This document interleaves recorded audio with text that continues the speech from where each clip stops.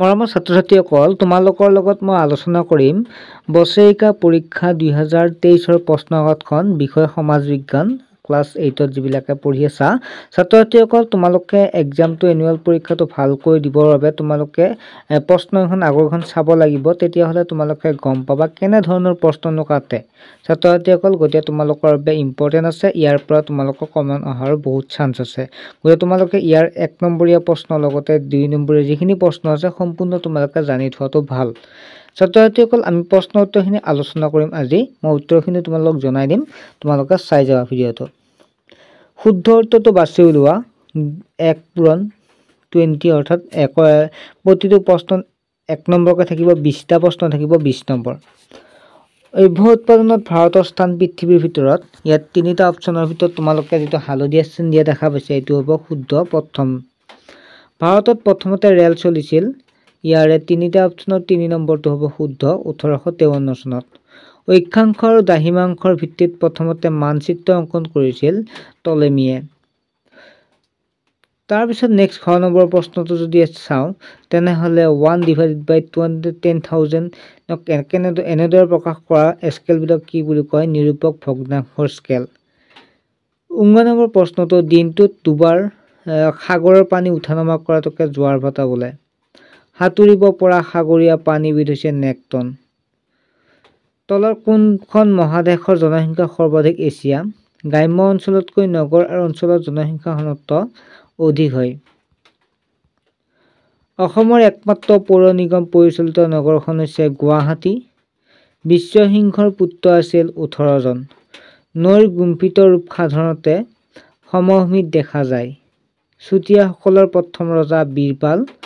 মধ্যযুগত প্ৰাৰম্ভিক পৰ্যায়ত ব্যৱসায় বাণিজ্য চলিছিল বিনিময় প্ৰথাৰে। সুকুমাৰ বৰকাইত তেখেতে হস্তি বিধান ৰচনা কৰিছিল। ৰাষ্ট্ৰীয় কৃষি আৰু উন্নয়ন বেংক 1982 চনত স্থাপন হয়। ব্ৰিটিছ চৰকাৰে ভাৰত পৰিষদ আইন 1892 চনত গ্ৰহণ কৰে। ভাৰতীয় জাতীয় পতাকাখন প্ৰস্তুত কৰা হয় 3:2 অনুপাতত। পিয়লি বৰুৱাক ফাঁচি দিয়া হয় 1858 চনৰ 26 ফেব্ৰুৱাৰীত।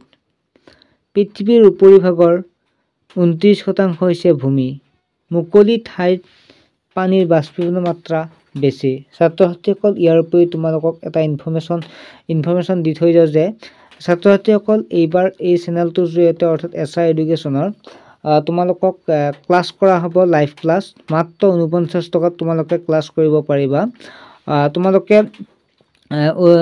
যিটো হোৱাটছএপ নাম্বাৰ আছে তাত অধিক জানিবৰ তোমালোকে কণ্টেক্ট কৰিব পাৰা। তোমালোকে ফোন বা SMS হোৱাটছএপত ক'লেও তোমালোকে কৰিব পাৰিবা। ছাত্ৰ-ছাত্ৰীসকল, তোমালোকক 2খনকৈ ই-বুক দিয়া হ'ব। ই-বুক মানে তোমালোকে জানে যে কি হয়, অংক আৰু গণিতৰ তোমালোকক কিতাপ 2খন দিয়া হ'ব, যিখন তোমালোকে মোবাইলৰ জৰিয়তে PDF আকাৰে পঢ়িব পাৰিবা। ছাত্ৰ-ছাত্ৰীসকল, তোমালোকে অতি শীঘ্ৰে যোগাযোগ কৰক, যিটো হোৱাটছএপ নম্বৰ দেখা পাইছে। তাৰপিছত 2 নম্বৰ প্ৰশ্নটো হৈছে চমু উত্তৰ দিয়া। ভাৰতৰ প্ৰধান লৌহ উদ্যোগ এটিৰ নাম লিখা। ইয়াৰে হৈছে টাটা জামছেদপুৰৰ যিটো টাটা উদ্যোগ। ইয়াত 1 পূৰণ 25, 25টা 1 নম্বৰীয়া। দেশৰ ৰেল পৰিবহণ ব্যৱস্থাক কেইটা মণ্ডলত ভাগ কৰা হৈছে? 16টাত। ছাত্ৰ-ছাত্ৰীসকল, প্ৰশ্ন উত্তৰবিলাক তোমালোকে দেখা পাবা, নাম্বাৰ হিচাপে দিয়া আছে, তোমালোকে বুজি পাইছা। ত্ৰিভুজাকৃতিৰ ব-দ্বীপ অঞ্চলত প্ৰধানকৈ কি উদ্ভিদ পোৱা যায়? মেংগ্ৰভ। আৰু এই PDFটো আমাৰ যিটো ক্লাছ 8ৰ SR এডুকেশ্যন অফিচিয়েল হোৱাটছএপ আছে এইটোত দিয়া হ'ব। তোমালোক যিবিলাকে হোৱাটছএপটোত নাই তোমালোকে অতি সোনকালে SMS কৰা। তোমাৰ নাম, তোমাৰ ক্লাছটো দিলাই তোমালোকৰ এই গ্ৰুপত জইন হ'ব পাৰিবা। গেট পৰিবহণৰ ক্ষেত্ৰত পৃথিৱীৰ ভিতৰত অন্যতম প্ৰধান নদীখনৰ নাম কি? এইখন হৈছে গেট ব্ৰহ্মপুত্ৰ হ'ব ইয়াৰ শুদ্ধ উত্তৰ। বৰাক নৈ অসম অংশত প্ৰায় কিমানখন উপনৈ আছে? 27খন। স্কেল বা মাপনি কেই প্ৰকাৰৰ? 3 প্ৰকাৰৰ। আলুমিংগী কোন আছিল? ছাত্ৰ-ছাত্ৰীসকল, এইটো তোমালোকক কিতাপৰ পৰা উলিয়াব দিছোঁ, অৰ্থাৎ তোমালোকৰ এইটো হোমৱৰ্ক থাকিল, যাতে তোমালোকে এইটোৰ জৰিয়তে আন এটা প্ৰশ্ন তোমালোকক এইটো হোমৱৰ্ক হিচাপে কিতাপখন চাবলৈ দিলোঁ। তাৰপিছত কোনজন ইংৰাজ বিষয়াই বাৰাণসীত এখন সংস্কৃত কলেজ স্থাপন কৰিছিল? ইয়াৰ যি শুদ্ধ উত্তৰ চাওঁ, জনাথন ডানকান। প্ৰাৰ্থনা সমাজ কোনে প্ৰতিষ্ঠা কৰিছিল? Gobinda Ranade. Anglo oriental college কোন ব্যক্তিৰ প্ৰচেষ্টাত স্থাপন হৈছিল? এইটো আমি চাওঁ যে তেনেহ'লে ছাৰ ছৈয়দ আহমদ খান। লক্ষ্মী সিংহৰ মৃত্যুৰ পিছত কোন আহোম ৰাজপুতৰ পিতা গৌৰীনাথ সিংহ। তাৰপিছত হৈছে কেন্দ্ৰীয় ব্ৰহ্মদেশৰ ৰাজধানী নেপিডো। চিপাহী শব্দৰ ইংৰাজসকলে কাৰ ক্ষেত্ৰত ব্যৱহাৰ কৰিছিল? সৈনিকসকলৰ ক্ষেত্ৰত। তাৰপিছত নেক্সটটো আমি চাওঁ 1857 চনত বিদ্ৰোহৰ তৎকালীন কাৰণটো কি আছিল? ছাত্ৰ ছাত্ৰীসকল এইটো তোমালোকৰ কমেণ্টত জনাবা, কি আহে তোমালোকে উত্তৰটো জনাই দিবা। এইটো তোমালোকৰ এই দুটি আগৰটো আৰু এইটো হোমৱৰ্ক থাকিল। জনমূৰি আয় বৃদ্ধি হ'লে কি হয়? ৰাষ্ট্ৰীয় আয় বৃদ্ধি পায়। উপভোক্তা উপভোগৰ বাবে কিহৰ প্ৰয়োজন? উৎপাদনৰ প্ৰয়োজন। গ্ৰাহক অধিকাৰ আইন দিৱস কোন তাৰিখে পালন কৰা হয়? 15 মাৰ্চ। সংবিধান পৰিৱৰ্তন কৰা প্ৰক্ৰিয়াটো কি বুলি কোৱা হয়? সংশোধন। মহাত্মা গান্ধীয়ে কেতিয়া এখন সংবিধানৰ দাবী কৰিছিল? 1922 চনত। 2008 চনত আগত নেপালত কেনেধৰণৰ চৰকাৰ আছিল? ৰাজতন্ত্ৰ। কোন দেশৰ প্ৰথম লিখিত সংবিধানৰ প্ৰচলন হৈছিল? আমেৰিকা যুক্তৰাষ্ট্ৰ। সংবিধান খচৰা কমিটিৰ সভাপতিৰ নাম কি? Doctor B R. আম্বেদকাৰ। কোন দেশত প্ৰথমে মৌলিক অধিকাৰ ধাৰণা জন্ম হৈছিল? আমেৰিকা যুক্তৰাষ্ট্ৰত। 2002 চনত নাগৰিকৰ বাবে সংযোজন কৰা কৰ্তব্যটো কি আছিল? 2002 চনত নাগৰিকৰ বাবে সংযোজন কৰা কৰ্তব্যটো কি আছিল?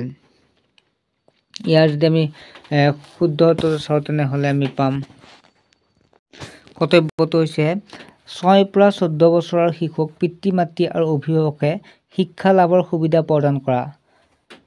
ছাত্ৰ ছাত্ৰীসকল তোমালোকে বুজি পাইছা। তাৰপিছত নেক্সটটো আহিল কি হয়? মতো পৰিণীতাক আনিবৰ বাবে মাতৃগোট আৰু মাকে কাৰ সহায় লৈছিল? আৰক্ষীৰ সহায়। তাৰপিছত 3 নম্বৰ প্ৰশ্নটো ভাৰতৰ বৃহত্তম ৰাষ্ট্ৰীয় ঘাইপথটোৰ নাম কি? ইয়াৰ দৈৰ্ঘ্য কিমান?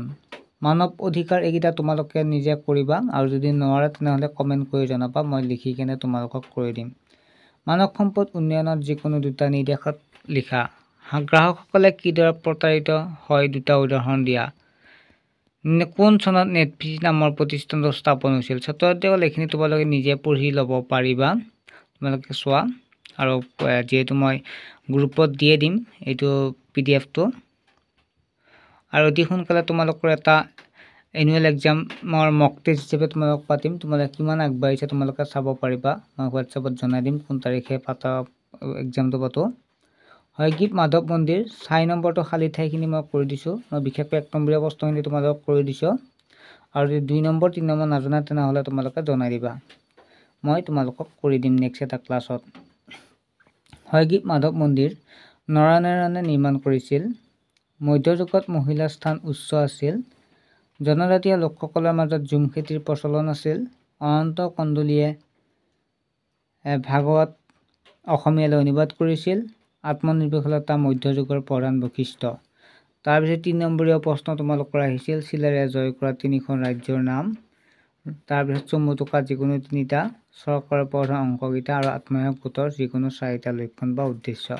ছাত্ৰ ছাত্ৰীসকল একেবাৰে সহজ, তোমালোকে যিটো পঢ়িছা তোমালোকে কৰিব পাৰিবা।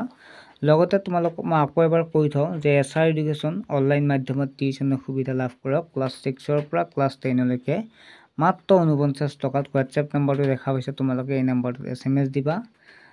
তাৰপিছত ক্লাছ 9ৰ এডমিশ্যন হৈ আছে 3 মাহৰ লগতে গণিত, আৰু তোমালোক যিহেতু ক্লাছ 8ত আছা 9 পাবা, গতিকে এপ্ৰিলৰ পৰা ক্লাছ হ'ব, গতিকে তোমালোকৰ এডমিশ্যন হৈ আছে 3 মাহৰ লগতে গণিত আৰু বিজ্ঞানৰ ইবুক 169ত তোমালোকে পাই যাব। অফাৰ চলি আছে যিহেতু, কাৰণ তোমালোকে ইবুকখনতে তোমালোকে 100 টকা ভৰিব লাগিব, কিন্তু অফাৰৰ কাৰণে 169তে তোমালোকে 3 মাহ টিউশ্যন লগতে ইবুকখনো পাই যাবা। আৰু তোমালোকে 1 বছৰৰ কাৰণে যদি কৰিব বিচাৰা মাত্ৰ 480 টকা, আৰু কিতাপ দুখনো তোমালোকে লাভ কৰিব পাৰিবা। 1 এপ্ৰিলৰ পৰা ক্লাছ কৰা হ'ব, আৰু তোমালোকৰ প্ৰত্যেক সপ্তাহত একোটাকৈ পৰীক্ষা লোৱা হ'ব।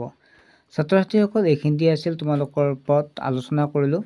তোমালোকে নিশ্চয় বুজি পালা, আৰু কিবা বুজি নাপালে কমেণ্ট কৰি জনাবা, আৰু যিমান সম্ভৱ তোমালোকক বছৰেকীয়া পৰীক্ষাৰ আগত মই বাকী কুৱেশ্যনকেইখন যিমান পাৰোঁ তোমালোকক সমাধান কৰিম, আৰু গ্ৰুপত মই ভালেখন কুৱেশ্যন পেপাৰ দিছোঁ, তোমালোকে সমাধান কৰিব চেষ্টা কৰিবা।